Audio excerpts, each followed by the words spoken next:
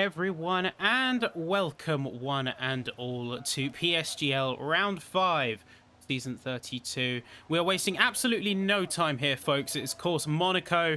You all know it, the Principality, the jewel of the calendar, some might say, although a bit more of a divisive track in recent years. As I say, we're jumping straight into short quali, and of course, joining me in the commentary box is none other than Sartak Ayapa, aka Zataxter. How are we doing tonight?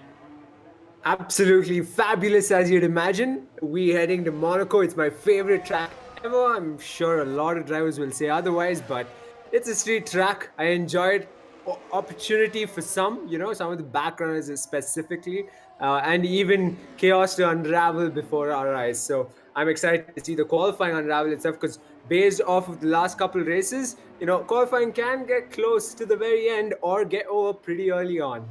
Yes, and I think those who have watched Monaco in recent years know that the star of the show, for many, it's not in the race itself. It feels a little bit backwards, but the jewel for many is, in fact, the qualifying. Seeing everyone push it to the absolute limit, give it their absolute all, as we see an Aston Martin, so flying through there. I believe that's Memento or Elliot Norrin, couldn't tell you.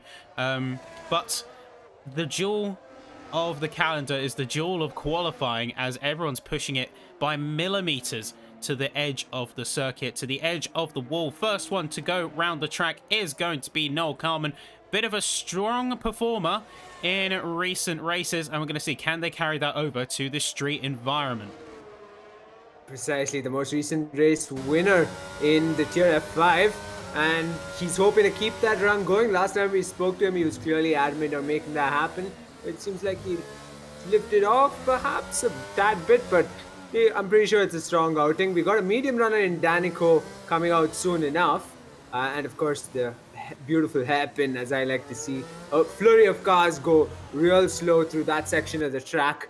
I'm excited for the race and this qualifying. Who will possibly be qualifying at pole? Well, It's anyone's guess. There's only one qualifying session, so he has to hop into the side there. It's good on-track etiquette shown. Carman flying through. Sounds like they scraped the edge of the barrier ever so slightly. Doesn't look to have any damage on his car, but that just goes to show they're running it so tight to the margins here in Monaco. Those metal barriers do not mess around because, of course, anything beyond that metal barrier is part of a street, a building, or a marina. Saying that, though, Noel Carman crossing the line, and it's setting the bar, 109.787. Yeah, Elliot Norrin quick on the timesheets as well, but not quick enough. That race sets in a lap time that warrants provisional P2 for now, and we'll see a bunch of these lap times come on board. You can see Super Gaming trumping Noel Carman's time as well, so clearly these drivers giving it their best in this qualifying session. I'm rather curious how much Leo Lund can improve in this particular race. He's coming off of a bit of a downer in the form of Canada, the way it turned out for him, whereas his teammate was clearly having his best moment, overcame a lot. So yeah, I'm curious to see how the McLaren pair as a whole do out in Monaco. Yeah, and I'm curious to see how the Ferraris also do out there today as well. Dimas coming in 109.8, Super Gaming currently topping the timesheets with a 109.4. We're going to see a few more drivers start to fly through and set their times. And you've got the likes of Jashki on an invalidation, saving their resources, keeping the tyres nice and warm to go again. Only 66% in the tank, though. Somewhat concerning, I would say. But really, I think if you had to define one thing for Monaco, it would be technical. Because it may be deceiving at first. You've got what looks to be very straight sections, very smooth and flowing areas, but you don't realize is that those sections are uphill. Those sections are streets. Those sections are having to navigate bumps and undulation in the road. So it is arguably one of the most difficult driving challenges here on the calendar. As Joris just saw, P16 right now has invalidated their time because they bumped the tyre wall. And in fact, fires it round a bit too aggressively, probably in anger. As they fail to set a time, they're going to have to dip it back in. Yeah, sure enough, if there's one track you don't want to lose your cool on, it's definitely Monaco. It'll it'll make you repent for it, surely enough. And back to the track itself, a lot of the drivers, sometimes their race is decided on lap one, turn one, sometimes their race is decided on the penultimate lap along the swimming pool chicane. So, as you can't really expect things, you can't really call it too early here in Monaco as you would in other tracks specifically. And yeah, I wouldn't want to be the one like Yoris losing his cool and losing his front wing as well come the race. I think his front wings, sorry, can be replaced, but laps can't. And that is the reality, is that qualifying is pretty important for two reasons for these drivers. For one, it's all about finding the track, finding your line, and knowing where to push the limits, as Danico just found out, and validating their lap there coming out of the tunnel and having to go around again. But it's also about getting that position. It's such a narrow street circuit that overtaking is a mighty undertaking. Even if you have everything stacked in your favor, it's still such an uphill battle to get around another car on this circuit that qualifying means everything. Yeah, ideally into turn one is your best opportunity if you're a front runner, if you're in the mess, which is the midfield. Also turn one, but then again, the way the street circuit is, you'd want to get the jump around the outside of the hairpin if you're really, audacious enough, or in an unusual circumstance with DRS and ERS in your favor through the tunnel, perhaps. But we've seen this track catch the best of the best drivers off guard. So, surely enough, right now, out on track, it's not catching anyone off guard as of yet. But I'd like to think come the race is going to get real close between some of them in the midfield specifically. But the lap time's on the board now. Super Gaming quickest overall, 1 minute 9.468. It's the lap time to beat. And I believe Noel Carmen is on a fast lap, but he's actually ended up losing time in Sector 2. Yeah, he's lost a little bit of time there, but you know the phrase, say the line with me, no heroics into Saint-Devot. And, ooh, saying that, it looks like Coleman did bump the wall a little bit there. I'm not sure if that was a mistake. Yes, it was. He's going to abandon. And it really is in a bit of bother there, as while he is in P2, still in prime position, more importantly, he knows what he's up against now. Yeah, D-Max on a fast lap of his own. He'll be looking to do some sort of damage control overall, considering his outing in Canada. I believe Norby down in 8th so far. We've still got ample amount of time in the likes of 10 minutes in the session. Still, Leo Lund puts in a stellar lap, gets himself in the top 5 early into this session. But look at those Red Bull pair, I believe, or it could be a Red Bull and a Williams. Justin that racer and Kintex seem to be rather strong around Monaco. I'd say those two, they are doing well. McBlurt almost had a good run there, had the fastest Sector 2, but seemingly lost a lot of time in the final sector, lost the rear a little bit, had to do a bit of recovery, as Yuki coming in P6, splitting the Red Bull, and I believe that's the Alpine, which leaves a few drivers out on track waiting to get times. That is Killian Racek, Memento, who's saying that just went on 110.3. That's enough for P8. Eris and Danico. Danico looks like they are about to set a time, so let's hop on board with them and see how they do. There you go. Of course, the Red Bull in turn 1. So that's tough. You'd want to see that even in the race. While his teammate is up in a 5th fastest so far, he'll be looking to close that as well. Meanwhile, up ahead, Alexander Dimas sets a beautiful lap time, trumps Noel Carmen, sending him down to his teammate, and very clean here into the hairpin. Danico, I like to think he has a good enough outing that he steps away from this race thinking, it's Monaco, and I qualified perhaps in the top 5, and in the race he can keep it that way with Justin that racer. Who knows? Similar outing as the McLaren did back in Bahrain, I believe. Yeah, Super Gaming right now say topping the timesheet again, 109.240. It's going to be an improvement on their previous. Danico is going to push and see if they can match that. Fastest S2, going to see if they can carry that momentum over to Sector 3, keeping it out of the walls. Very nicely done there. and really just avoiding all of the danger zones and places where you could potentially overcook it right to the inside. Is it going to be a good time? It's going to be enough for P2. Very nicely done for the Red Bull. That is a 109.729, 5 milliseconds ahead of Alexander Dimas and snatching away that second spot on the front row so far. It's just looking at the variety of drivers who set a lap time that put them in the top 10 in the last 8 minutes or so, goes to show that the majority of the grid is clearly a bit more competitive around Monaco in comparison to other tracks. It seemed like there was a real difference in pace around a single lap amongst the drivers, but Monaco seems like it's their place, their home ground in some way or fashion. It could be. Now, I wanted to talk about something quickly, and that is specifically with Monaco. You have, and we sort of briefly mentioned this earlier, but look at these cars. They are hopping over bumps. They are jumping and changing direction. Even something like coming through the first sector, as we can hop on board with Norby here. And in fact, you'll be able to see it in just a second. Coming through the right-hander, heading to the downhill, you see all the little things, like how they dip to the right side instead of going over the curve. Goes to show that these drivers know their F1 cars. They know exactly how they'll behave. They know exactly the optimal line, even if it's not obvious at first, how to extract the pace out of these machines. And it really is astounding. It's like a dance, an elaborate movement between man and machine to extract the highest speed they can. Yeah, an absolute treat to watch, as you'd expect. And right outside, right out of the tunnel, you'd think that's the trickiest part of the track in some ways, to really lose it and send it over the curbs.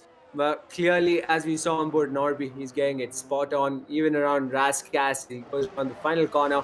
What kind of lap time can he put out on the board? Will he get himself in the top 10? Yes, he will, but not as high as he'd like, I'd imagine. I think really, if you want to have a safe and good time, you need to be in the 109s. You need to cross that 110 barrier if you want a good shot at a nice starting position. But saying that, Kintix looks like they have had trouble and they are marooned out on track. Looks like they lost it coming out of the tunnel and into the chicane. It's a tough one. Curb. Yeah, that chicane, like I said, it'll catch you off guard, and turns out Kintix had to bite the bullet there, and that is the end of qualifying session. Perhaps the third qualifying session he's retired from this season, so unfortunate for him. 9th fastest on the board. I reckon that doesn't stand come the race. And you see there, Racing sets a great time. It gets enough for now P10, but just overcooks it. And you saw there, the limits being pushed, loses a front wing end plate, and that just cascades. And now they're going to be limping back to the pits with no front wing, which might cost them a final run to push into those 109s. Everyone has set a time here, though. And so far, it's looking like a couple of seconds spread. You have Alberto Barros at the bottom with 111.907. They've got a fair chunk of time to make up, and they look to be doing just that right here. But with everything against them, will they be able to do it? Will they indeed, considering Super Gaming's lap time? I mean, that was the only lap he set. And he's coming out on his out lap right now, hoping to better his own lap time soon enough. Yeah, I'm actually curious to see how the Haas drivers perform around Monaco. It seemed like it's been a hit and miss ever since Bahrain for them, specifically with the absence of Racek. Hopefully, Joris has his work cut out for him as well. He's currently sitting 15th fastest, but all eyes on that lap time from Super Gaming being bested by himself. Yeah, Barros losing the rear a little bit in Sector 3. A familiar sight we've seen up and down the grid so far. But the Williams is struggling, but he's managed to get it back down and got it behaving. Is it going to be improvement, though? Yes, it is, but it's only 1.5 tenths. It's not going to be enough to jump up the board. And they are slowly but surely running out of time to make a difference here.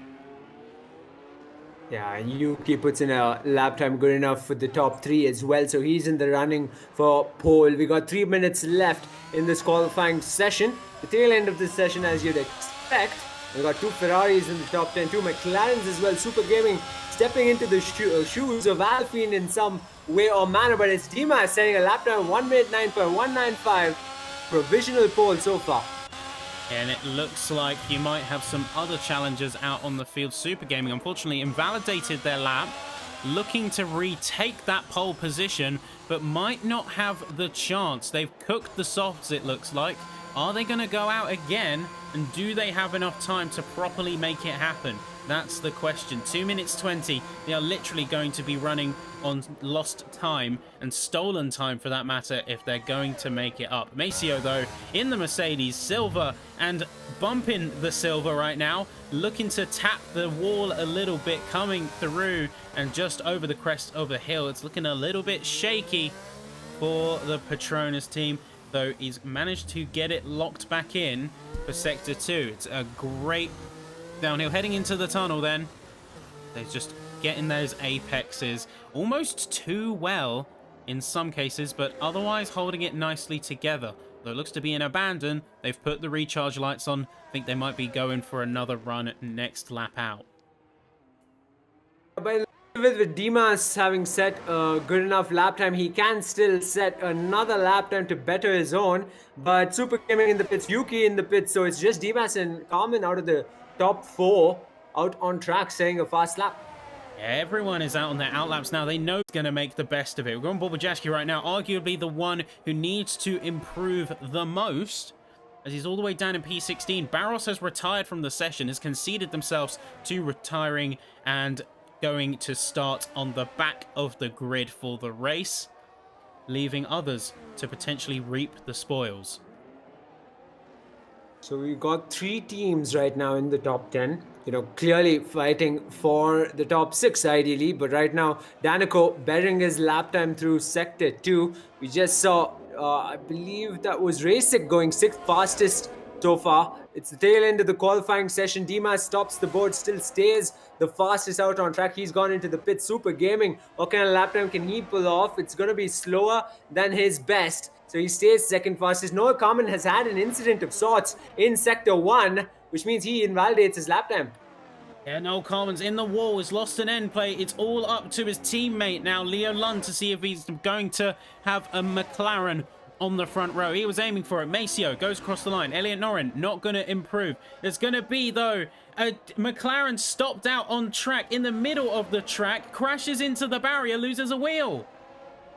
Oh, catastrophe for Leo Lung coming off of Canada, now qualifying in Monaco, but all eyes on the timesheet. Super Gaming still second fastest. Danico gets third fastest. He'll be starting on the second row so far, but Noah Carmen's lap time's not going his way clearly enough after that incident. Who's that who jumped in? It's Justin that racer into the top 5 as well. And I think we can call it there. That is the end of qualifying with Alexander Dimas on pole position around Monaco. Well, there you go. Joris doesn't improve. Norby manages to jump from P11 to P7, but it's not going to be enough. That leaves Super Gaming out on track right now. Is he going to get an improvement? That is the question on our minds. Yes, he does. 109.026. It's going to be Super Gaming retaking pole position in the dying breaths of the session. The Alfa Romeo takes the top spot. And this is why you can't ever call it time when it comes to qualifying in Monaco. The Principality, in terms of shootouts, never disappoints. Precisely. As I said, and I made the mistake. My oh my, who would have thought Super Gaming has come out guns blazing around Monaco. He's pushed aside the shoes of Alpine and he stepped up to the top. I'm not sure what it is about the Alfa Romeo just bringing the A game in Monaco. We've known them to be a strong competitor so far, but especially in Monaco, it seems they've just brought their absolute A game. But there you go. That's going to be the Alfa Romeo in pole position, a 109.026, 1.5 tenths from the nearest competitor in Dimas in the Ferrari, with Danico taking P3 in the Red Bull, Noel Carmen P4 in the McLaren, 109.5, and Justin the Racer rounding out the top 5 in the second Red Bull Both of the balls doing very well. Looking at the rest of the field, you can see Yuki, Norby, Memento, Racek, Leo Lund, McBlurk, Kintix, Maceo, Elliot Norin, and then rounding out the bottom of the field, you have Joris, Lenajashki, and Alberto Barros, who retired from the session. We will be in the race very shortly, but not after a word from our sponsor, GT Omega.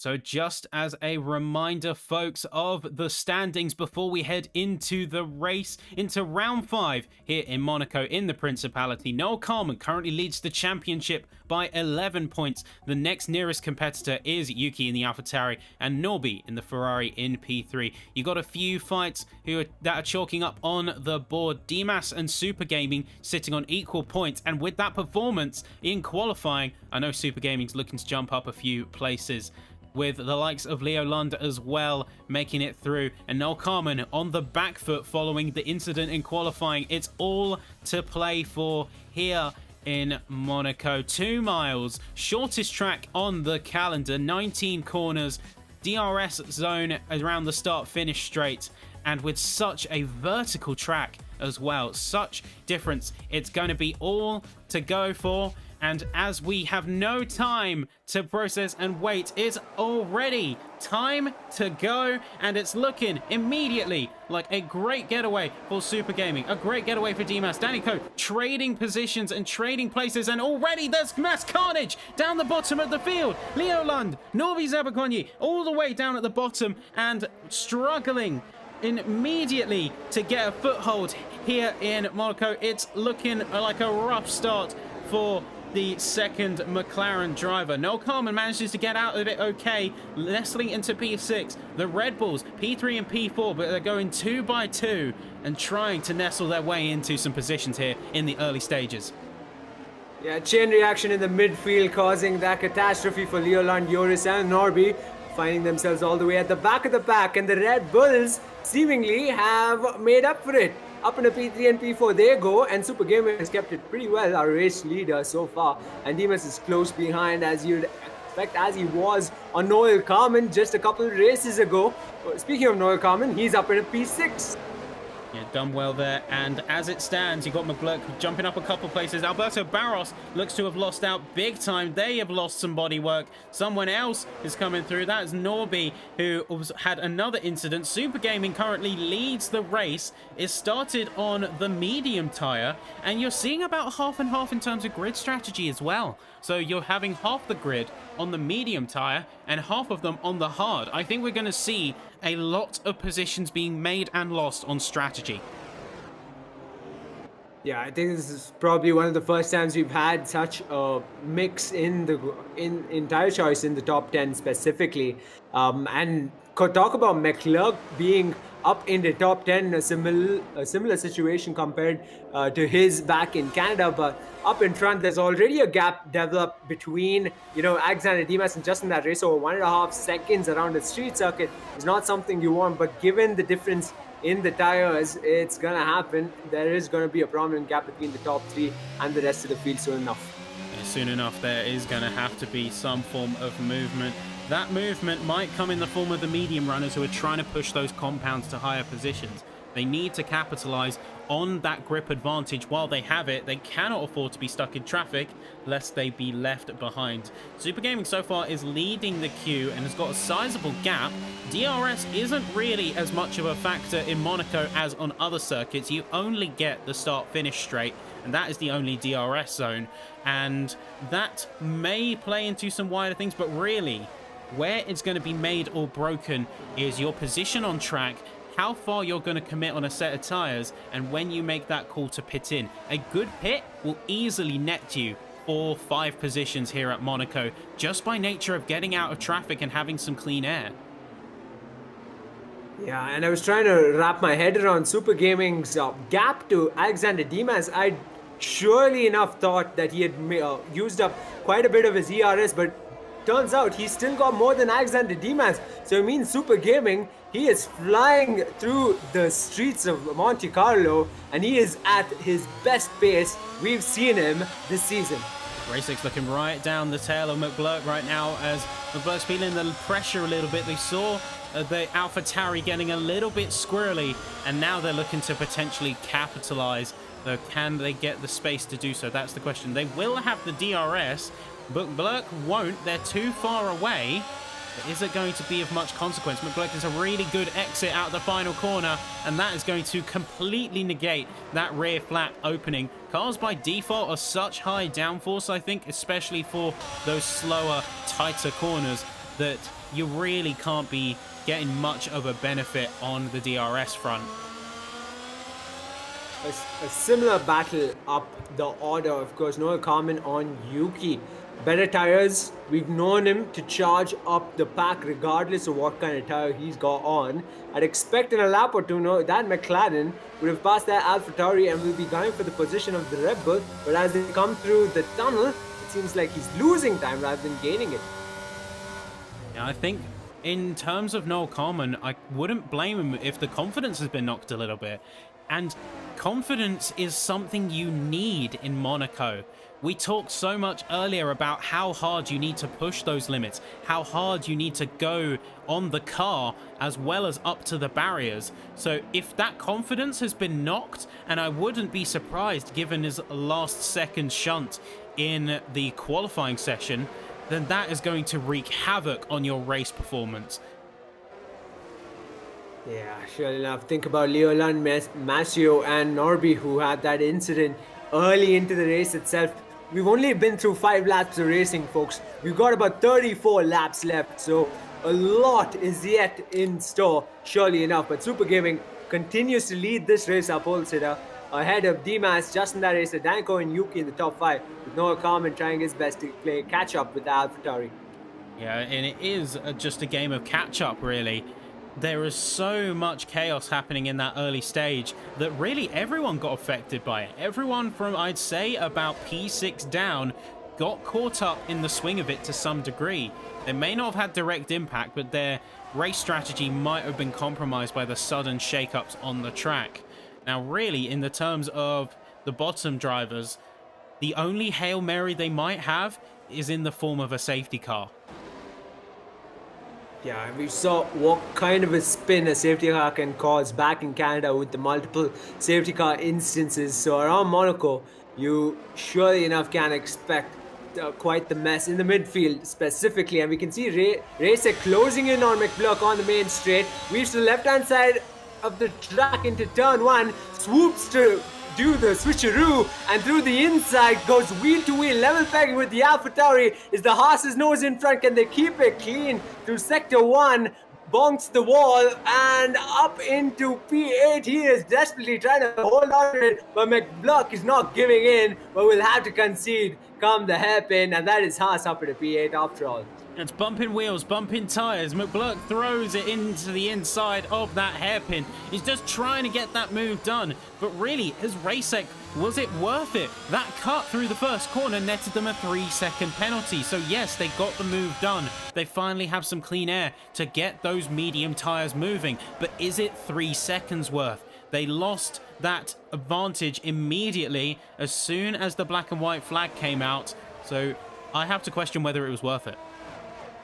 Yeah, and the way penalties turn out, again, we've seen that once too many times. And around Raskas, he's parking it, arguably brilliantly, Racek to ensure McBlurk gets held up. And of course, the tires will ensure McBlurk doesn't stand a chance of making a pass on Racek come turn 1, leaving him fresh for the picking of Kintex, who's also on the medium tires. Yeah, Kintex has sort of been waiting in the wings on this one. They're waiting to see how the battle between these two pans out and how aggressive they go. Because at the end of the day, if they compromise each other, that's Kintex's gain. All they need to do from that position of P10 is just keep their nose clean. But they're also on the medium compound as well. So that question of using that additional grip has to come into play. up the order, however. No, Carmen's not having the outing you'd expect in comparison to Rasek. Clearly, he's not been able to make that pass on Yuki just yet, as Rasek did on McBlock. And yeah, turns out this AlphaTauri is a bit more tough to make the pass on. Yeah, that really is a difficult challenge, especially coming off that quali where it means so much. And I think Super Gaming demonstrates that perfectly. Got a really good quali session as that confidence is on an all-time high, clearly, as they're currently 3 seconds on the nearest competitor in DMAS, and they are gaining. That's the crazy thing. That time gap is increasing. Yeah, like I said, man, Super Gaming, we're seeing his best out on track in clear air. He's doing a spectacular job. Meanwhile, in the midfield, we've got a DRS train forming from P8 all the way down to P12. And you can expect quite the battles. Some of them are peeking down the inside. I believe that was Kintex on McBlock, as you'd expect. They're all on different tire compounds, medium hard. So you can expect a move or two coming from the medium runners come a lap or two away from now. Well, the medium runners are just getting impatient at this point. They're stuck behind these hard fighters, and that fighting is costing them time. The fact they're behind hard is costing them time. And that adds up, especially in Monaco, where you have to make or break on your strategy. Being stuck behind a hard runner is effectively a death nail that you can't afford to lose. So if I was in Kintex's position, I would be right to be impatient. I would say that these guys, if I had, of course, comms with them, I would basically be saying, come on, get a move on so I can get by. Yeah, and despite on the hard, McBlock has done a good enough job to keep it within 2/10, even peeks down the inside of Rasek, but that's left him vulnerable with a lockup on the rear for Kintex to probably mount a challenge. But this was the part of the track we saw Rasek really mount that challenge on McBlock and make the pass. Costed him in the form of getting a time penalty. So Kintex is careful and it will hold up for longer. I'm impressed that Rasek didn't actually get in the damage. It looked like a pretty hard shunt into the outside wall at the top of the hill there. It really did look like those two were trading bodywork and trading blows. They were bumping tires for a lot of that move, but especially that hit against the wall looked pretty harsh. Rasek's got that move now, but Kintex has just got a penalty as well from a familiar spot. I think we're going to see a lot of penalties for track limits coming out as people continue to test the limits of what's possible on those chicanes. Yeah, and this was without any kind of benefit if you think about Kintex still behind that AlphaTauri, unlike Rasek who had made the pass already. They get so close to the wall on the main straight, and now it seems like Kintex, his opportunity might have just passed. And on lap number 10, he'll have to hold back in McBlock somehow, still keeping up with the Haas. Kudos to him, but at the back, Elliot Norton trying his best to make the jump on Leonard, who's closing in on Kintex as well. Yeah, this sort of middle queue, this middle fight from P8 onwards, this is where a lot of the spice is happening. So Leonard is poised to make a move here. They both have 3-second penalties, so there's not like a real differential in pace and time at play. The only differences between these two is who's willing to fight for it more, and of course the tire advantage, though we're on lap 10 right now, so I have to question of whether that is really an advantage anymore. I think that just proved to Kintex getting very squirrely coming out of the chicane there, struggling to keep that Williams on track. Yeah, and surprisingly enough, by the looks of it, despite having all the ERS he needs, I need to divert everybody's attention to Super Gaming. His gap to Alexander Dimas has shrunk and continues to shrink. I wonder why though. Alexander Dimas still seems like he's kept up with Super Gaming with respect to ERS. But yeah, Super Gaming can ensure he holds on to that gap. But yeah, a ERS train forming all around the pack itself and for the race lead now. I think it was just a mistake. It doesn't look like there's any damage. It doesn't look like there's anything particularly wrong with Super Gaming's car or his ERS. He's got plenty. I think it was just a simple mistake. One that has clearly cost him, however, but has cost Dimas more, as a mistake on the chicane, cutting it too deep, has put him on the 3-second penalty line. Super Gaming has yet to do so, and that leaves effectively Dimas out of contention for now, unless they find a way to suddenly gain that 3 seconds on the Alpha. Yeah. Nice little smirk coming on Justin that racer's face, and sector 2 lights up yellow. Seems like it's a slow moving horse, I reckon. An incident amidst the DRS train in the back of the field. Kintex racked up another time penalty. So does Leonard. That particular curb out of the tunnel clearly costing a lot of these drivers time in terms of penalties. Kintex heads into the pits. First one off the back. And it looks like right now at the top of the field, you've got a battle between Super Gaming and Dimas. Alexander Dimas seems to have just come alive these past couple of laps. It's almost as if they've switched on from a previous state, as Super Gaming all of a sudden drops down and drops time fairly significantly as well. They've not just lost to Dimas, they're also in the crosshairs of Justin. Whether it's mistakes or whether that maybe is some unseen damage, I couldn't tell you. But one thing's for sure, Super Gaming's on the ropes. Surely enough, that gap opens up to a second, and he looks like he'll get picked off on the main straight by Justin. That racer could be a hardware issue on the steering front, but right now it seems like Super Gaming heads straight into the pits. It could have been the tires. Maybe he wasn't feeling his best on those, regardless of being on the same set as Dimas and Justin that racer. But it is Alexander Dimas leading this race as Super Gaming heading into the pits, and so does Danico to follow. Yeah, and it looks like we have our answer. It was a front wing issue with Super Gaming, so they must have got a collision at some point with either a wall or another car, as that front wing just got replaced, and that has left Super Gaming in a real spot of bother. From such a good early performance to now ailing in P11 as they come out of the pits. Meanwhile, up the order itself, a man who didn't get as impatient as he'd like to. Noah Carmen still stuck behind Yuki on better tires. For now, however, I'm pretty sure he's not having the best times out there. He seems like he's got a seconds gap to Memento even, so he's not having his best outings. Back to that DRS train in the midfield with Racek leading it. Yeah, but the question that needs to be asked is really, in Noel Carmen's position, what can you do? Yuki is still 4.5 seconds behind the next competitor, so if Carmen gets ahead, the best that they've got is leaving themselves a target for the AlphaTauri, as they then get DRS, they then get slipstream through certain sections, and before long, they would have to go in the pits anyway for getting off those mediums. Really, the best he can do is sort of stick behind, try to conserve those mediums as best he can, so he can minimize that contact time on the hards, or maybe even throw in a bit of a gamble strategy and have some flexibility later on.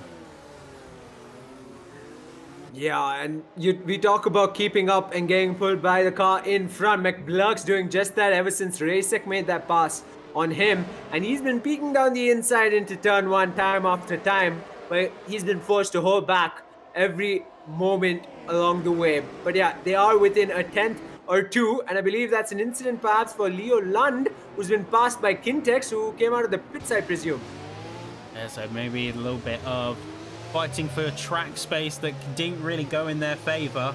McBlurk's in a really difficult position though. He's sandwiched between two equally aggressive drivers. If he fights Racek on better tires, then he's going to lose, and he's certainly going to be putting himself in that penalty territory, which is really more of a priority to avoid. But saying that though, it looks like that Barros is out of the session. This could spell trouble. We're not sure what's gone on there, but that is a Williams Strucken on track. Is that going to be a safety car, or are they just out of the way? Just out of the way so far. McBlurk will, of course, get the position jump as heads into the pits, from probably expecting a safety car. Unfortunate, he might just not get it his way, and the train continues. Memento is now about 19 seconds away from McBlurk, so McBlurk's the leader now of this midfield train, who's got Joris in the mix, Danico, and a lot of these freshly, equipped tire runners out there. Yeah, Super Gaming has rejoined the fight and is looking hungry. You see him throwing it around the outside of the hairpin there to try and go for a move. Doesn't get given the space by Norin, though he's still very hungry for it. As you can see, that Alfa Romeo squirreling on the rears, trying to get those hards up to temp still, I think. And they are pushing hard. You can immediately tell from all like the little micro movements in their driving how quick they are to turn side to side, how quickly they're gunning it on the throttle. They need those positions. They need to push up, and they're doing it now. Yeah, Super Gaming really getting so close to Norin, bumping into him. And I'm surprised how Norin's still managing to park that car in a perfect position to ensure Super Gaming stays behind. But on the main straight, I'd expect him to make a move up ahead as well. I'm looking at that Alpine, but it is, after all, Super Gaming down the inside, even before turn 1. Up in a P8 and onwards he goes. He's got 2 other cars to make the pass on for closing up that enormous gap to Momento. It just has the better grip, has the better ERS, and the wherewithal to use it, more importantly. That aggression is really coming out now. You can see how quickly they are catching the car if it goes off throttle, and how they're navigating some of the lines on track. How hard they are pushing. And it's really working out for them so far. They're gaining positions quickly, just can't be too careful on Monaco. If you overdo it, there's no runoff. You overdo it and hit a barrier, it is game over, as Barros found, and as I'm sure other drivers have found as well before long.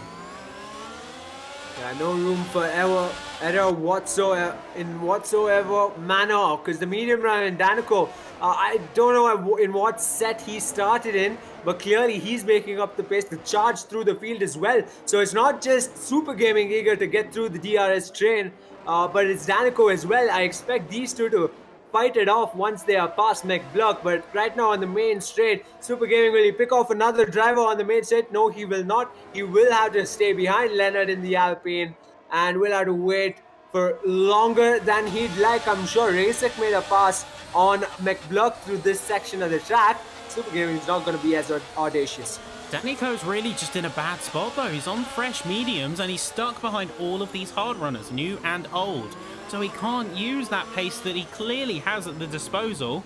You've seen them be just as hungry as Super Gaming has. So he really needs to get past these drivers, arguably more so than Super Gaming. Super Gaming's got plenty of life left in those hards, and if they can eke them out as well, they might be able to go for a final gun on soft tires even. Saying that, they're up into P7. It makes that key move, but is it going to be enough right now? As Noel Carman and Justin both head into the pits, switch to the hard compound off the medium, and it looks like it might be a one-stopper. But Super Gaming might be able to match that on the hards if he manages well. Exactly, he's getting super impatient, having seen Justin that race head into the pits. This is when he needs to make sure he can make up the time. McBlock almost steers right out of the way of that steaming Alfa Romeo into turn 1. He's gonna try his best to keep it with as close as possible to that Red Bull, but it seems like he has lost out on track position to Justin that racer after all, after the pits. But that's an incident with Kintex out of this race. My oh my. Yeah, where is Kintex right now? Actually, I believe that might be a retirement. That might be a pit lane retirement. Yes, so that is. And that leaves 2 drivers out of the running right now. So Kintex and Alberto Barros both retiring from the session. And that leaves 15 drivers left out track, 6 of which have penalties, and some of them making that call to go into the pits now. Drivers like Memento, who are popping into the pits and biding their time as they switch on to the medium compound. It seems like Dimas will be spending longer than he'd want to in the pits with the new front wing coming on, which means he possibly will come out a bit later than he'd like. Super Gaming, can he get as close as possible to Dimas? I'm just looking at the timesheets, but it's going to be extremely close between the McLaren and the Ferrari, level pegging through Sector 1 ahead. Noah Carmen gets ahead of Alexander Dimas.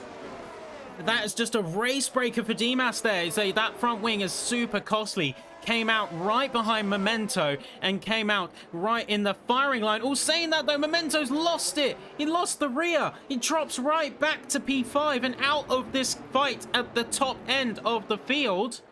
Noel Carman currently has the net lead of the race. Yes, he does. Yuki's up ahead, but he's on 18 lap hards. He needs to pit soon. So far, Noel Carman has really made up, and now he leads the net of the race.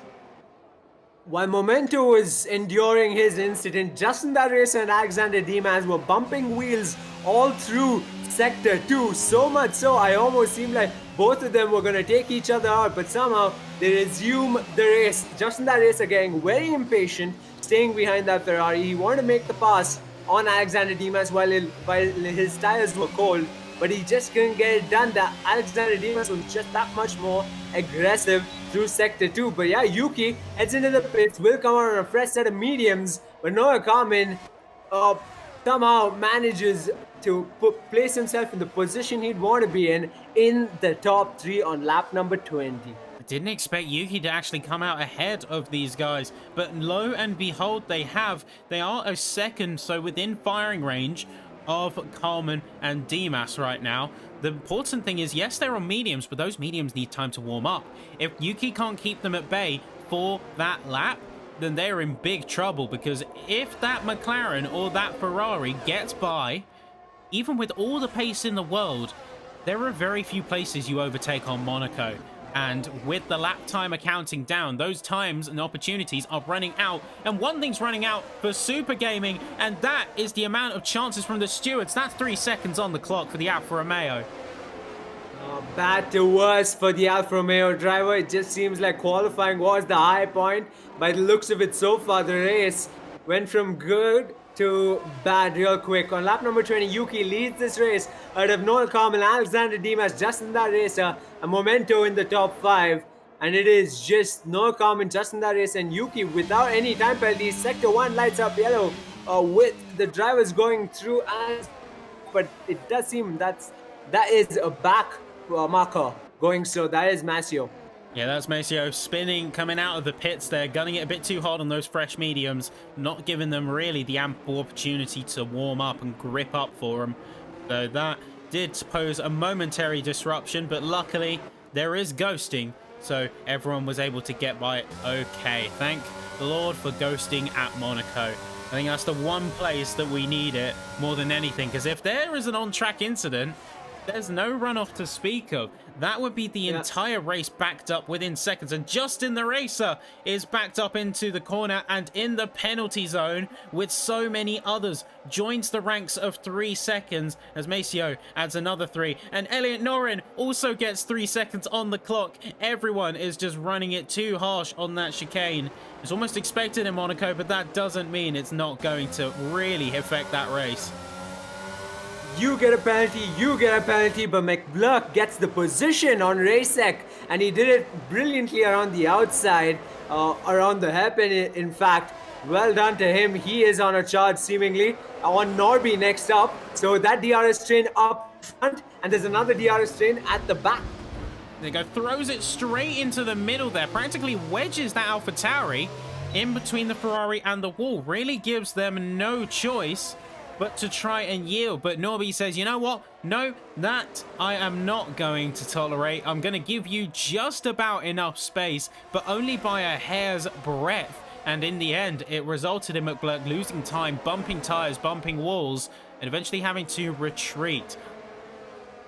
Yeah, and the 3 drivers who were involved in an incident are up close and personal on the oldest set of tires in this race so far through the hairpin as they go. The McLaren is free to go up in front as the AlphaTauri goes level pegging with the Ferrari well ahead of the tunnel contact between the two. Despite all that, it is the Ferrari keep being ahead of that AlphaTauri. That AlphaTauri is absolutely taking no prisoners. They're throwing it on the inside of the hairpin. They are going so aggressive against the passing horse. And while they ultimately have got on top, I can't help but question some of the moves on display there. They're basically forcing their car into the position, not really giving fair space. for the Ferrari to react. It was basically saying, look, you give me this space or we crash. There is no choice here. At least it looked like that to me. So I wouldn't be surprised if at least one of those moves maybe got brought to the stewards. I'll have to wait and see on that one. Yeah, surely enough, it will head to the stewards. But right now, McBlock, his job is still not done. He's got Leo Landa up ahead of him, and he'd want to make that pass sooner than later. Peeks down the inside. He's been known to dive down the same part of the track as he did on Norby last time around. Hopefully this time around he keeps a more clean contact between the two. The Ferrari's getting too aggressive, but it is the Aston Martin that capitalizes on that moment, that incident, and will go up in a P10. McBlock left hanging for position.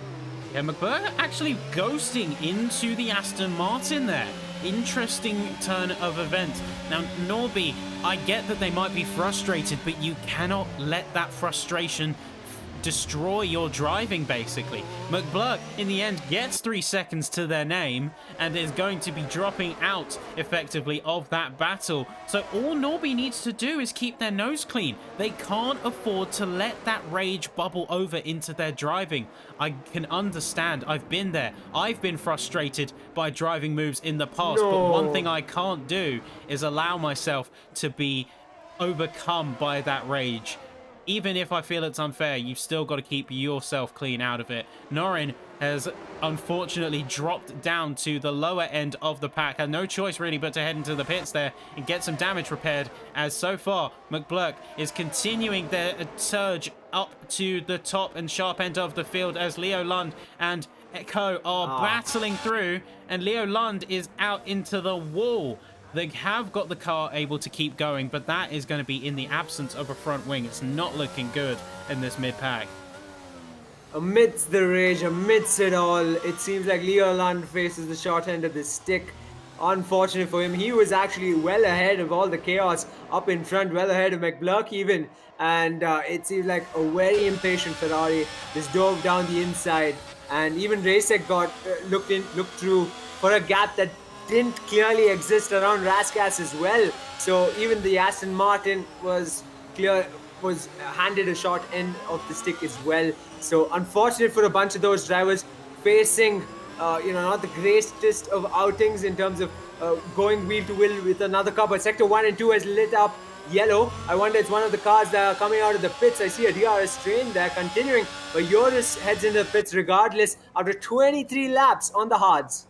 Yeah, and they really did sort of put in a good run on those hards, but it's not to be. Memento getting 3 more seconds to their name there. Maceo seems to be really struggling to the point I think they've now quit out of the race and will be, say, taking their car off track via recovery vehicle. But there we go. Dimas is trying to chase down Coleman here, although they have 6 seconds of penalties. Coleman can afford to take their foot off the pedal here, but not with the likes of Yuki up ahead by 3.8 seconds. Yeah, what a race this is turning out to be. The Ferrari up in front. Dimas now 2/10 to the McLaren. Sector 1 is going to hold back, wait for that perfect moment, that perfect probable fumble from Noah Cumming. Pull off a fumble on Noah Cumming is hard to get. To think you have to sit there, watch perhaps arguably one of the cleanest races out on track to fumble around Monaco. And now to talk about the cleanliness of racing and something that I do want to bring up. There is a phrase that some drivers like to use and sometimes take too literally. It's that if you go for a gap that no longer if you fail to go for a gap that no longer exists, you're no longer a racing driver. Now, some people like to take it at face value as fire yourself into any position and you'll get it. The reality is very, very different. You need to be more calculating. That may have worked in some gung-ho old school racing, but this is PSGL. This is clean, fair, and tight competitive league racing. This is where you need to be smarter. You need to outplay your opponents rather than just outpush them. So that's just one thing that's, I don't know, it's something that comes to my mind and something that really should be said. Precisely after what went down at the back of the pack today around Monaco, the likes of some of the drivers can really take a page out of the book in the out of the book of the front runners. To imagine just in that race is Super Gaming, how close they got. Even just in that race and Alexander Dimas, they were level pegging around a particular sector for a brief amount of time, and they gave each other the good amount of space as well. But right now, Dimas closing in on Noah Carmen, trying his best, but seemingly both out of VRS. If only just in that race had got a bit more closer, get the jump on the pair. Well, the best that Dimas can really do here is just damage control. They don't have any other option because they've got 6 seconds of penalties. Justin has 3, Memento has 6, Super Gaming has 3. So we're going to see some big shuffle ups at the end. But right now, Carmen's priority is to just keep his nose clean, don't overdo it, don't put yourself in danger, because I'm sure he still wants to see that top step of the podium. And if he can do that, maybe prey on Yuki to make a mistake and overcook it. But one thing's for sure, they have to keep it clean. Even if Dimas puts on the pressure, I would even say let them go ahead. They're only going to fall behind when the checkered flag falls again. Yeah, meanwhile, as he heads into the pits and comes out, Memento, brave choice around a track like Monaco. Fresh set of softs with about 11 laps left. That's certainly a strategy if I've ever seen one. The question is, can they make it work? I don't think that 11 laps to go is really the optimal time for softs. I'm not sure as to the wear rate on the circuit, at least for today, but it's looking hot out there in the Principality. So with the softs, they can make up time, but they will also make some fumbles as that drop off in grip really comes on it aggressively.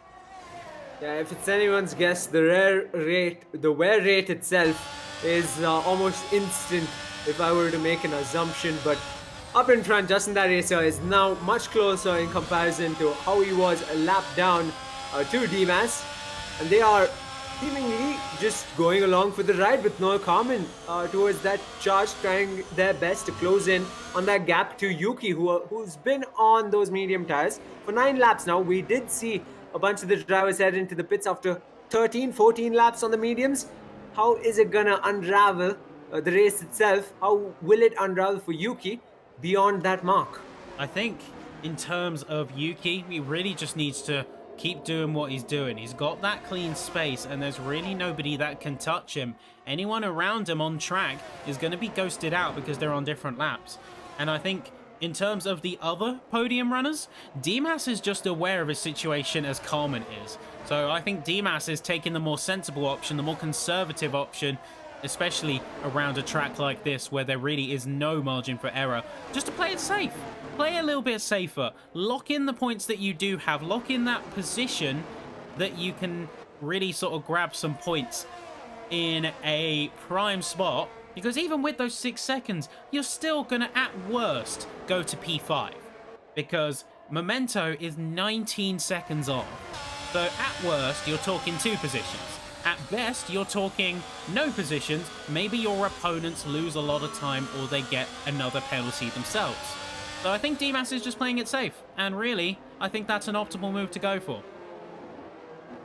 Yeah, meanwhile, you bring up Memento after 2 laps on the softs. You'd think he'd be doing the passing out on track. He's getting passed by Danico on the mediums. What's happening for Memento on the softs? Clearly not having the best of outings as we had predicted. And yeah, I'm sure enough he has to go into the pits and switch it back onto the mediums and come out. But yeah, right now Yuki leads this race ahead of Noah Carmen, Dimas, Justin that race, and Super Gaming in the top 5. Danico, the enormous gap to make up for towards Super Gaming on the mediums, probably possible. I think it's going to be a tall order, if you ask me. Even with Memento at full tilt, perfect race on soft tyres, one thing's been clearly shown, and it's that for whatever reason, even with the red walls, Memento is struggling. I think we might be seeing another case of hidden damage that isn't showing up on the car model. We don't have the core data for ourselves, but they choose not to go into pits, so maybe it was just a blip. Maybe it was just a momentary loss, or there could be something bigger that maybe they themselves aren't realizing. Yeah, Just could be, but right now Leonard and Joris went wheel to wheel right before the tunnel section of Monaco, and Leonard had to give up that position to Joris, not voluntarily, of course. But Joris on a charge of his own, he's on fresher set of tires, as you'd imagine. He's trying his best to close in on Racek, his teammate, but down the inside, Leonard's having a tiny peek, and out Raskas, contact between the two. Almost lost it there, the Alpine, and on the main straight, the Haas will have the advantage for now, and Leonard will have to stay P11.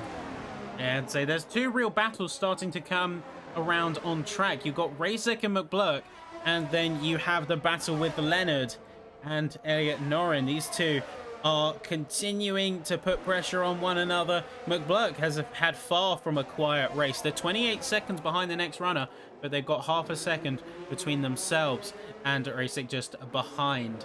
So everyone is trying to just keep themselves safe, keep themselves out of trouble. There's only 7 laps to go, so I have to question what moves are really available to these drivers versus just playing conservatively and opting to keep their car alive.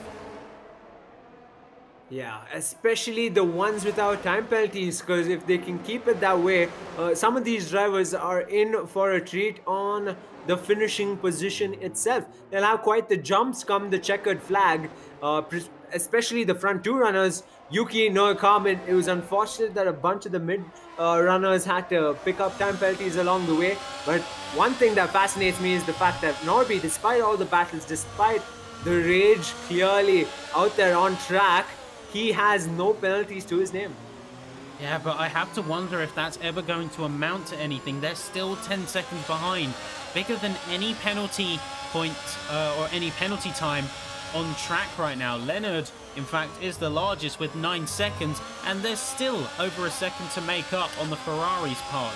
So we'll definitely see some jumping about from those big stacks of penalties, but in terms of the likes of Joris, in terms of the likes of Norby, I don't know what kind of jumps we'll see, if any. Which is a shame. Talk about jumps. Yeah. Talking about jumps, up in front, Super Gaming's made that gap to Justin that racer. So a proper DRS train forming at the front of the field in the tail end of this race itself. And a rather interesting one, surely enough, because it just might be the DRS train for the lead. A battle for the lead, perhaps, come lap number 38, 39. Yeah, we'll see a proper battle to the line, I think, at least in some of the mid battles. Super Gaming, Justin the Racer. Super Gaming, no, almost losing it though. Getting super squirrely, coming out, and just about manages to hold it together. That is a proper clench moment there. I would be very uncomfortable if I was Super Gaming there. Pushing it too hard in the name of a position I'd only lose because of that extra 3 seconds to my name. Wow, yes, all I can really say to that is, wow, I respect the commitment, and I do really respect the driver's continued aggression and push despite some difficult odds. Yeah, I think I was riding on board of Justin that racer, and it did seem from his view as well too close for comfort, surely enough. Super Gaming somehow getting his neck out there, keeping within the half a second off the front runners, within a second's time, seemingly losing a tenth or two through certain parts of the track. In the midfield, however, Racek has been desperately trying to get past the AlphaTauri, a fumble that will cost him quite a bit of time. McBlurk as well in the midfield, so he is stuck in P9 as he was a couple of laps ago. Yeah, it's just stuck really is the name of the game here. Everyone is kind of locked into their positions. They don't have much in the way of options at all. In fact, Dimas makes a momentary fumble there, puts himself in the firing line of the Red Bull behind, as they are going very aggressive in order to try and catch Noel Coleman, and they just haven't been able to get the move done. They've been chasing this for a few laps now, and it just hasn't come to fruition. Yeah, but with 6-second time penalties and about 4 laps left, I think he's decided now's the time to go for it. You know, get ahead of Noah Coleman, possibly force him into a mistake that'll really open up a proper gap to the drivers as well.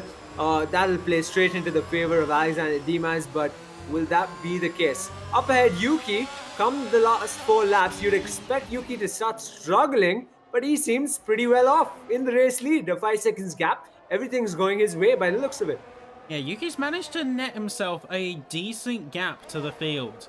So if I were them, I would actually take my foot off the pedal a little bit. Because if I'm pushing too hard, I get that 3-second penalty, it's over. That confidence will be broken, that pace will be broken, and I'd have that 3-second penalty, which will put me in a real lot of trouble compared to the position of strength just moments ago, where say now 5 seconds to their name, and that's looking to be remaining stable. Just don't want to throw it away. Surely enough, no mistakes for the next 3 laps on the front runner sides. I'm pretty sure Joris is saying that to himself in the midfield as well. He's down at P10 with a possibility of about, 2 positions come the checkered flag. But yeah, it's getting incredibly close between this McLaren, Ferrari, Red Bull and Alfa Romeo up in front. Yeah, they really just are putting that pressure on one another. If I was in Justin's position, though, I think if there was going to be one big winner out of all of this, it would be Justin. Purely because I've got 3 seconds. The guy in front of me has 6. The guy behind me has 6. I'm not going to try and catch up to Carmen here because I know it will be a losing game and I've got a penalty myself. But if I stay where I am, I get a podium. And I think he's playing to that a little bit. You can see he's not going too hard. He's keeping some of the ERS in reserve. Yeah, clearly just holding his position, ensuring no mistakes whatsoever through Sector 2 and Sector 3 specifically, where we've seen time and time again today the drivers rack up penalties quite a bit at times.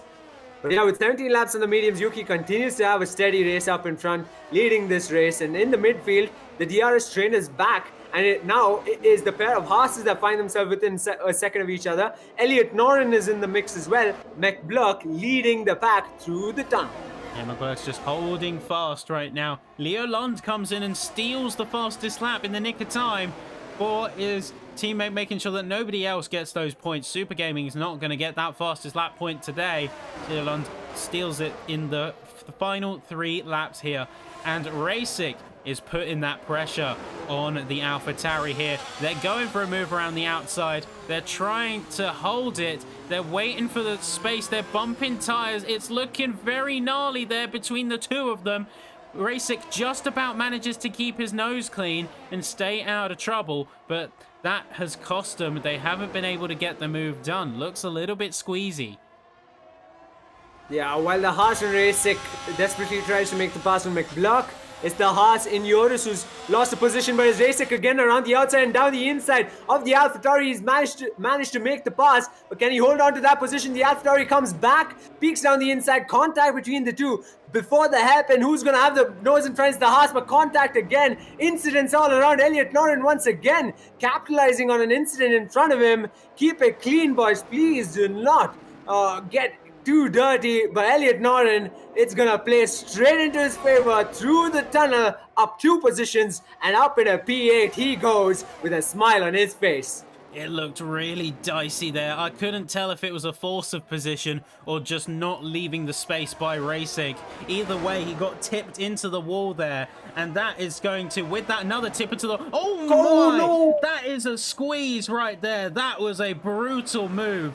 And McBluck is completely out of the race. What was that? What just happened? Racing manages to walk away and limp it home.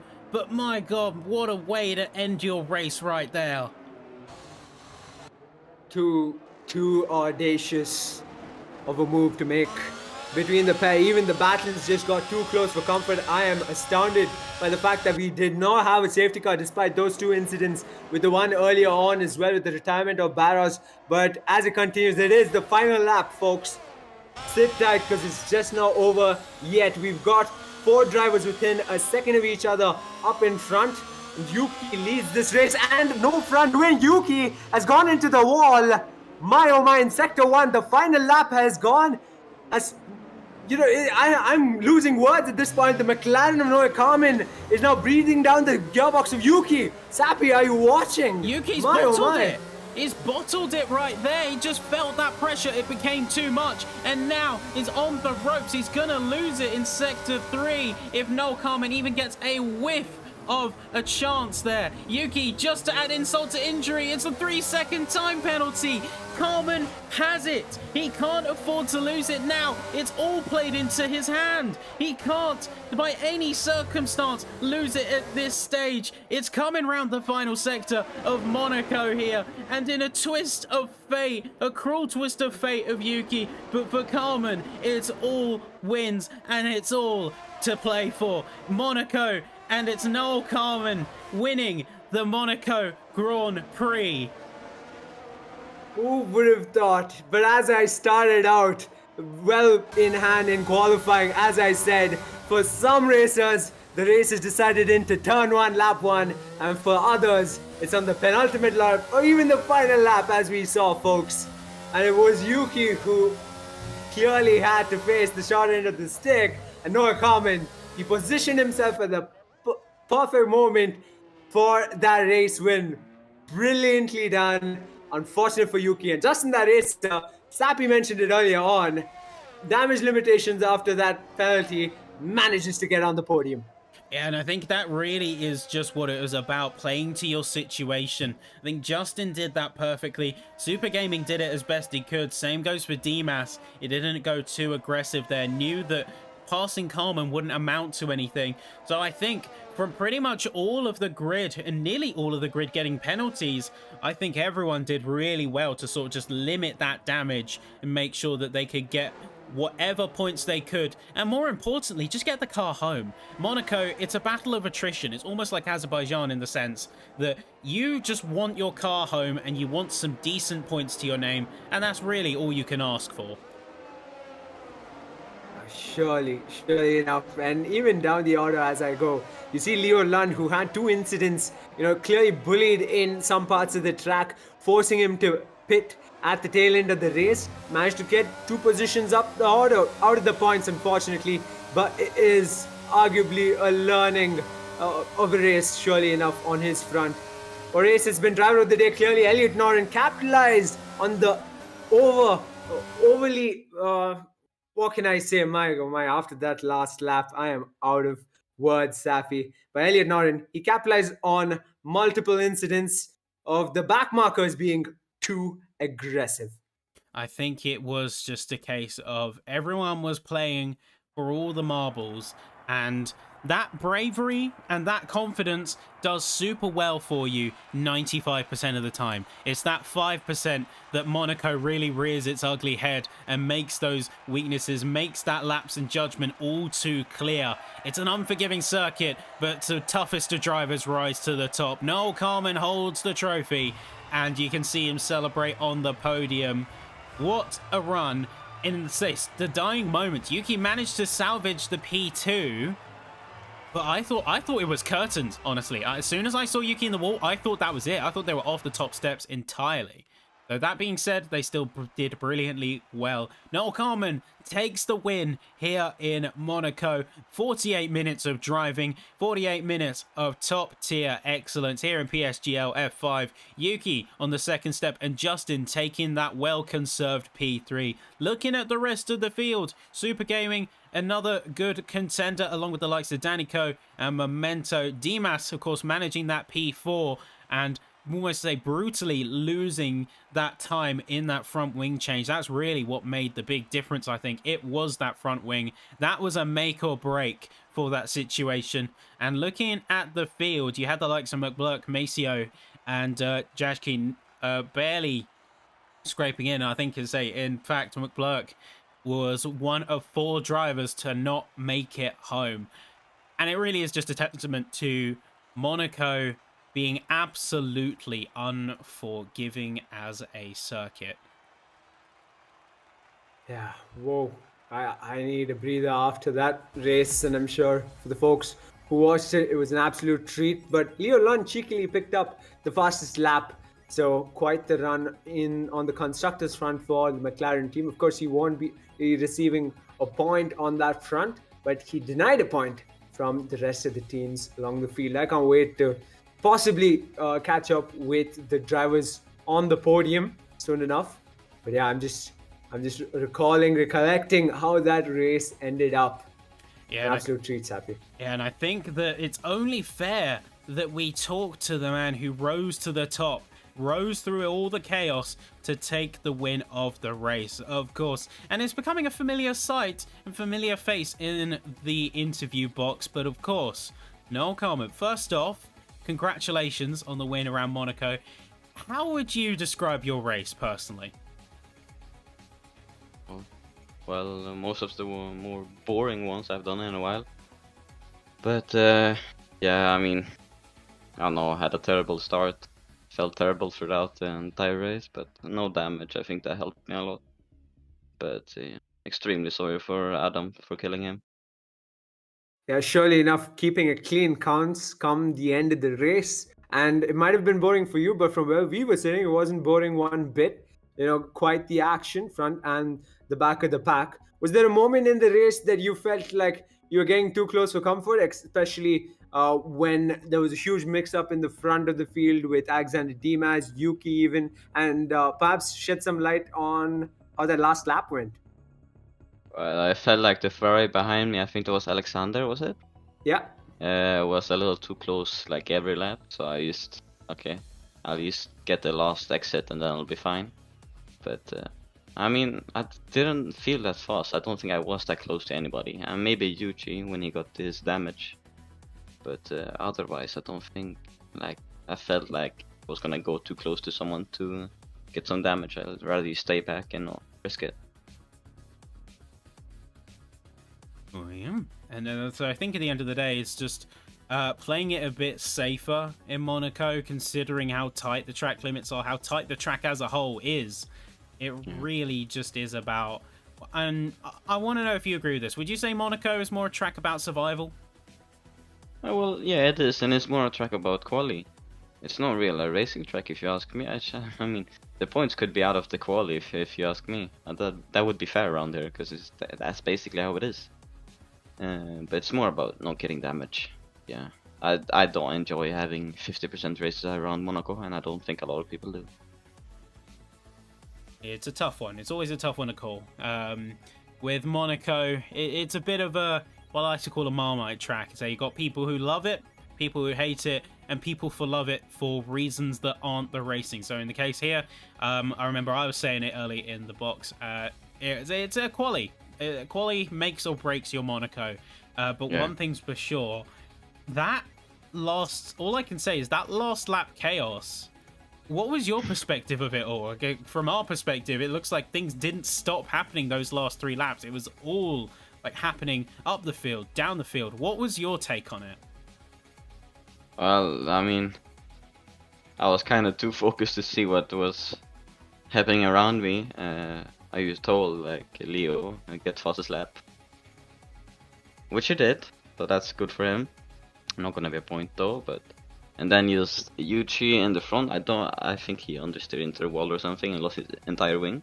Which was, well, I don't want to be that guy, but it was nice to see, giving me an extra chance. And then he broke way too late into no wall chicane with that wing damage and cutted it. So I had a penalty and was like, well, this could be my shot, but I don't want to say too much right now because I'm not sure how this is gonna go, but I'm happy how it went, considering I had no practice today, so I did a concert.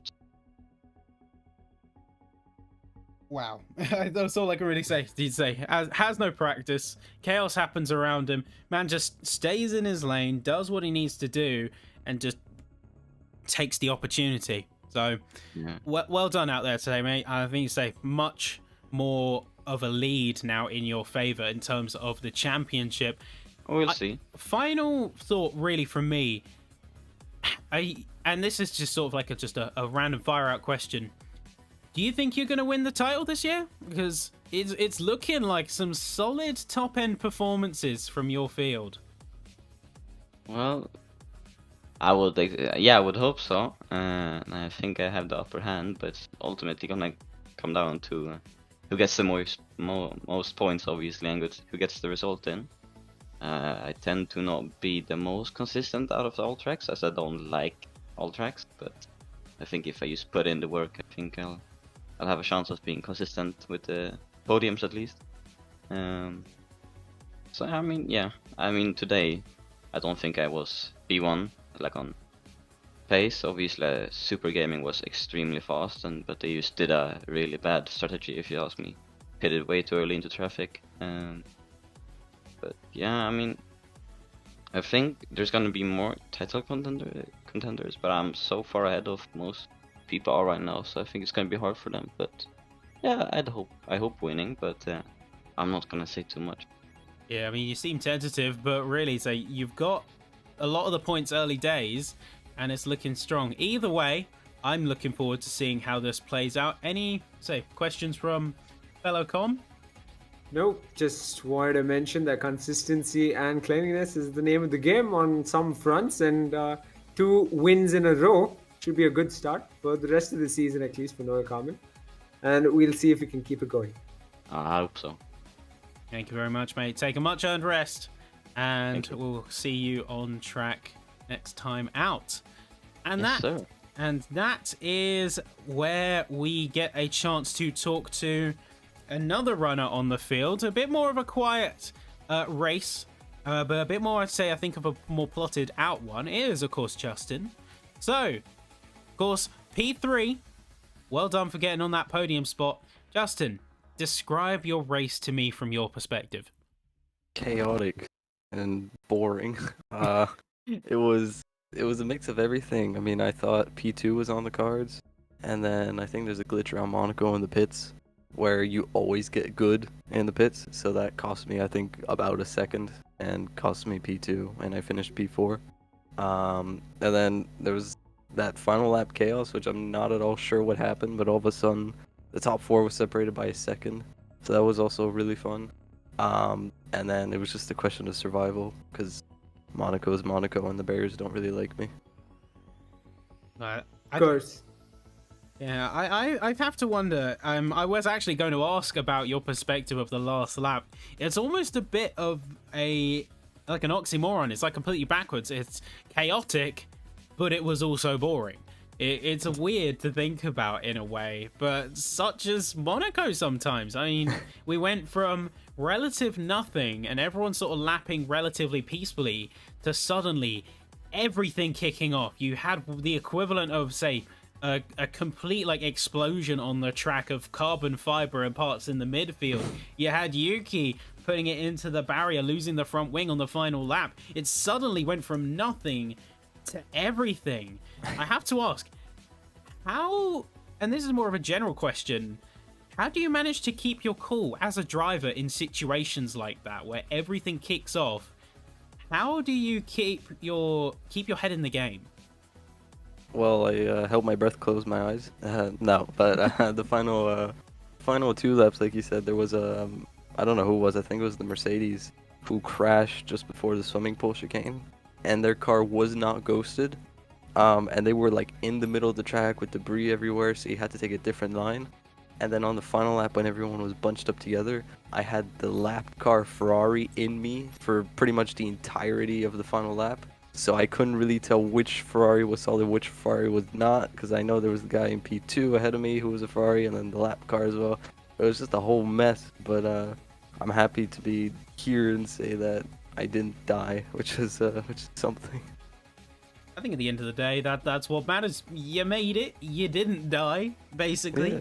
And and I was actually thinking that the ghosted cars were a little bit distracting. Must have been very distracting from the perspective of a driver. And yeah, through all that, you managed to come home, bring it into the P3. Were you keeping an eye on the penalty counts at all? Well, I saw the Ferrari in front of me had 6 and I had 3. And also Noel might get a penalty, not sure, because of his I think his crash with the Aston Martin and whatnot. So I just tried to stay as close as I could to everyone up ahead, and I guess that final lap showdown, which let me I think 7/10 to Noel. I think if he got a penalty or whatever, it would guarantee me a spot. So we'll see what the stewards say. We'll have to wait and see. But as it stands, mate, P3, brilliant performance out there on track. Any other questions, Sadek? Yeah, just looking back at the race itself, there was a moment where you went wheel to wheel right ahead of the tunnel section with Alexander Dimas. A lot of drivers went wheel to wheel with one another, but it turns out the cleanest battle was between the pair of you. So how was that for you? Was that after the first pit stop, was it? Like I down- believe so, yes. Yeah, at the hairpin. Yeah, well, on my side, I thought it was nasty because I got ahead and then into the hairpin, I just feel my wheels suddenly vibrating, and then there's a Ferrari on my inside, and then if I don't lift, I'm in the wall. So I'll judge what the stewards say on that one, but it was fun until it wasn't. All right. What about overall wheel-to-wheel experience around Monaco? I know we heard from Noah Carmen as well, and I expected this. Most drivers find this track to be boring and whatnot. But yeah, just going wheel-to-wheel around Monaco, come on, it has to get the blood flowing to some capacity. 100%. Yeah, when you find that good driver pairing and you're like side by side even in the final sector, it's incredible. But unfortunately, some of these corners force one to back off, like in the swimming pool chicane, unless if you're feeling brave. Rascast the hairpin, turn one as well, just sending it up the inside. If you manage to make it stick, like I did on Noel in lap 1, it's very satisfying.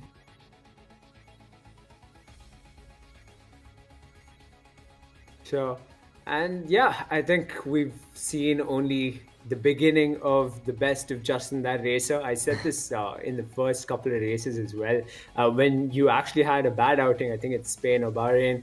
But regardless, you were on the podium on Monaco. You can take that with pride. And I think in the races to come, I can expect you in the top 5 time and time again. Looking forward to it.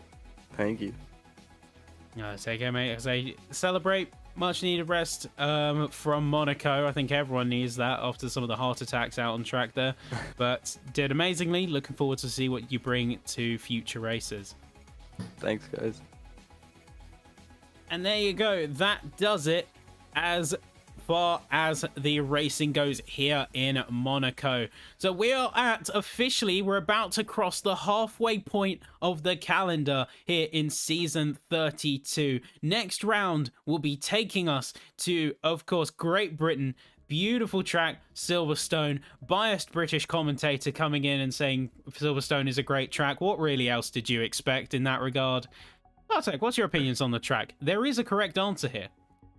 No, I resonate with the same. And I mentioned this earlier on. Ever since Canada, Canada, Monaco, Silverstone, the perfect lineup. And I believe even after Silverstone, it's going to be a treat. And yeah, I can't wait to see the entire field go through maggots and Beckett's and whatnot. So yeah, I'm waiting for it. This entire season's an absolute treat for me from where I'm sitting. It's been great so far, and it's only going to get better as we cross that halfway point. So, Silverstone from the 18th to 22nd of December, so a small break in between. And then as we come into the new year, we've got beautiful tracks like Portimao, Spa-Francorchamps, Melbourne Albert Park, Austin, Texas, the City, the Americas, and then, of course, rounding out in the Yas Marina circuit in Abu Dhabi. But from now in the casting box, I'm signing out. Sartek, it's been brilliant as always. You're amazing to have in the box. Be sure to check out GT Omega. Use code PSGL for a healthy discount at checkout. And we will see you in the next race at Silverstone for the British Grand Prix. Keep it PSGL, and we will see you next time. It's been a treat as always. Cheers, folks.